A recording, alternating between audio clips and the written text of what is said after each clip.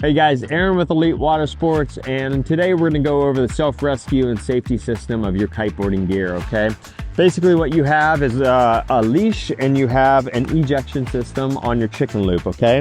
And how all that works is basically it's a safety system designed so that you can either use it as a tool, or if you found yourself in a bad situation, you can simply punch out of your kite and now your kite's no longer pulling you across the water. You have two stages. Basically what you have is the first step will be your ejection.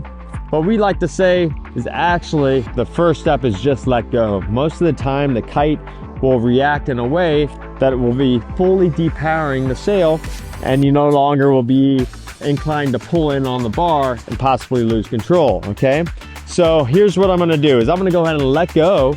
If you notice, the sail itself will actually go down towards the water, okay? No matter how windy it is, okay, the kite's gonna find its way to the ground, okay?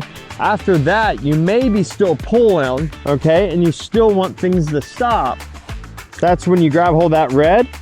When you eject, you wanna get that hand out of there. And if it's light breeze, sometimes it takes just a little bit of a pull from your safety system, your front line, one of your front lines, okay? And then your kite will be fully ejected, all right? Now notice this, we have my leash still attached, okay? And that leash is going to be attached to my harness. Today I'm wearing a jacket and it's not going to be displaying that eject very well. So some things to keep in mind, that if you're wearing extra layers out here and it's cold out, you may not be able to get to your leash as easy, okay? So I'm still attached to the sail. And the sail's fully depowered in this situation, but what happens if it wasn't? If it wasn't fully depowered, what we could do is go ahead and eject from our leash. Boom. When we eject from our leash, of course, we no longer have a sail attached to us. And that kind of raises a couple different questions in mind. Is that, okay, if I'm out in the middle of the bay, I do not want to get rid of my sail. I want to use that sail for a flotation device. But if life safety is the issue and being attached to this sail will make things worse, by all means, eject from both steps. That's the first step, is eject here. Second step is your leash, okay? So say that we are all good, all right? We have no issues. We just ejected our sail and we want to go ahead and initiate a self-rescue. So say that the wind died, maybe we broke a line, maybe we had issues with our board where we can no longer ride, and it just comes down to, I want to get back to the beach. You want to stay with your gear. And how we do that is we still keep it ejected. We're going to walk our hands up, making sure all the lines stay free and clear of anything on us. If you're in shallow water, walk away from it.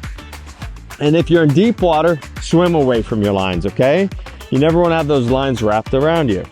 As you get up to your bar, it's very important, if you're in a windier situation, that as soon as you grab this bar and you let go of this line, the sail will actually power up and you're back to where you were a second ago. You can see the sail's already powered up, right? I'm gonna let go of the bar, hold on to my safety line. You can see it just flagged out perfectly, okay? All right, so let's do that again. This time I want to make sure that I do not let that safety line go. I want to keep tension on it, and the first things first is wrapping that safety line around my bar. As soon as you do that, then the sail has no chance of powering up. Most likely. All right, so you know this is a controlled environment, a controlled situation. You may be in a situation where you just need to wrap everything up, get it all situated, make sure it's not wrapped around you, and just start fish pulling your sail up to you, okay? Since it's nice and controlled, here I go. I'm gonna go ahead and just wrap up all the lines in a nice controlled sense and get up to my kite. Now, safety concerns, right? If it's windy, it's howling, this is going to be very, very tough, okay? And at this point, it is going to be impossible for me to fish all these lines out in a controlled manner, especially if I'm not accustomed to doing this very often, okay? So this takes practice and time and patience. And remember, I'm still attached with my leash. So worst case scenario, I can let go of the bar. I'm still attached with the leash. And if that kite is still powered up, I can eject from the leash, okay? But my ultimate goal here is just get up to the sail, all right? So we'll fast forward, we'll get that kite up to us. All right, so we just made it to our sail, our kite, and we're gonna do maybe a couple wraps around it since we're in a controlled environment and we're trying to just kind of keep our lines tidy. Now what we have to do is get over to our kite and flip it over, okay? Now this is a flotation device. We can use it as is, just like it is, but that's only gonna take us directly downwind, okay? What we wanna do is actually turn it into a sail, so flipping it over, which is kind of tough if you're swimming in deeper water, but if I wanna go off to the left, I'm gonna favor the right side of the sail, and I'm gonna use that leading edge as my flotation device, and now I can go to the left. Really nice and easy.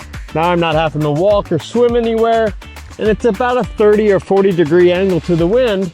So now if I have my exit point off to the left, now it's gonna take me that way. In this situation, I have the beach off to the right, so I can fold this sail over, use the bridles if need be, and now I got it pulling me back to the beach. I don't have to do any work now. I can just lay back and enjoy the ride in, okay? So this is Aaron with Elite Water Sports. We just went over a self-rescue to make sure that you're more comfortable doing this.